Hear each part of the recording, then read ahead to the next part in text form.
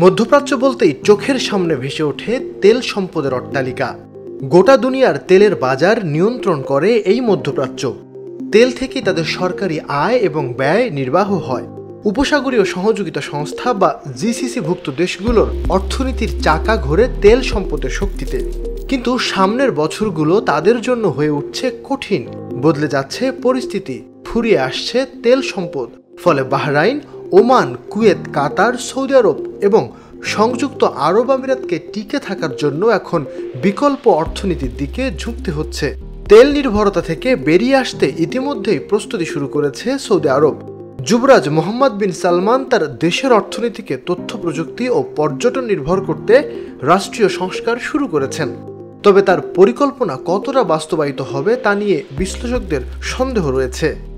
Gulf দেশগুলোর তেল সম্পদের গতিপথ নিয়ে একটি বিশ্লেষণে অর্থনীতিবিদ এবং কলামিস্ট ডেভিড রোজেনবার্গ বলেন, গালফভুক্ত দেশগুলো বিশ্বব্যাপী তাদের প্রভাব বিস্তার ঘটিয়েছে 1970-এর দশক থেকে।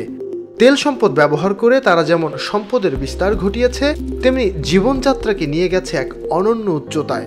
কিন্তু তারা বিভিন্ন সমস্যার সমাধান না করে জিইয়ে রেখেছে।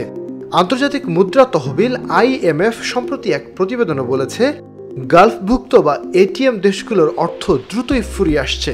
এসব দেশের অর্থনীতি সম্পূর্ণ তেলের উপর নির্ভরশীল হয়ে পড়েছে। যদি তারা তেলের উপর নির্ভরশীলতা কমাতে না পারে বা বিকল্প অর্থনীতির পথ খুঁজে বের করতে না পারে, তাহলে আগামী 15 বছরের মধ্যে তাদের জমা হওয়া $2 লাখ কোটি অচিরেই শেষ হয়ে যাবে।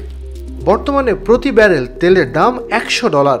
দেশগুলোর সরকারি ব্যয় মেটাতে যে পরিমাণ অর্থ দরকার, তাতে যদি তারা বর্তমান হারে তেল উৎপাদন করতে থাকে, তাহলে 2051 সালের মধ্যে তাদের অর্থ শেষ হয়ে যাবে।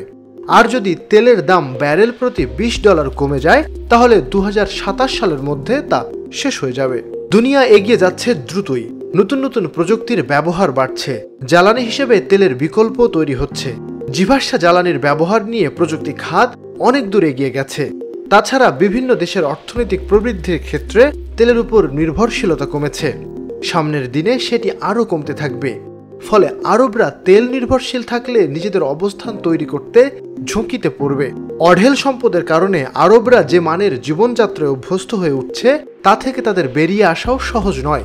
কিন্তু সরকার তার ব্যয় মেটাতে নাগরিকদের উপর কর আরোপ শুরু করলে পরিস্থিতি আরও ঘোলাটে হতে পারে বলে ধারণা করছে অনেকেই।